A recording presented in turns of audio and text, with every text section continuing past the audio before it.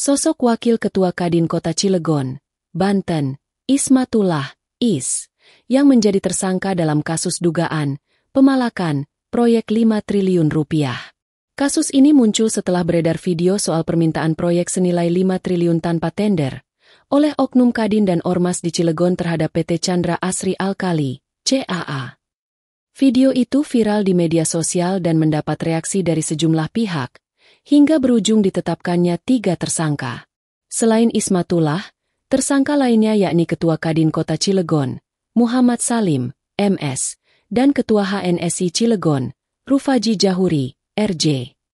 Ketiganya diduga melakukan pemalakan terhadap perwakilan PT China Chengda Engineering, kontraktor yang memenangkan proyek pembangunan di PT Chandra Asri Alkali, CAA, senilai 15 triliun. Ismatullah merupakan Wakil Ketua Kadin Bidang Industri Kota Cilegon. Dirkrimum Polda Banten, Kombes Pol Dian Setiawan, mengungkapkan ketiga pengusaha lokal di Kota Cilegon itu ditetapkan sebagai tersangka karena melakukan intimidasi dan mengancam untuk mendapatkan proyek. Menurut Dian, dalam aksinya, Ismatullah berperan dalam menggebrak meja. Ismatullah secara paksa meminta proyek senilai 5 triliun rupiah untuk Kadin tanpa melalui proses lelang ketika digelarnya pertemuan antara para pengusaha di Cilegon dengan PT China Chengda Engineering. Ia, Ismatullah, juga berperan aktif dalam pertemuan dengan PT Total, subkontraktor dari PT Chengda, pada 14 April 2025. Ujar Dian, Jumat, dilansir Tribun Banten.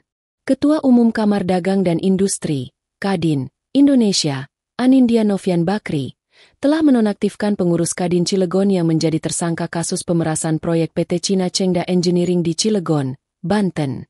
Mereka adalah Ketua Kadin Kota Cilegon Muhammad Salim alias MS, dan Wakil Ketua Kadin Cilegon Ismatullah alias Is.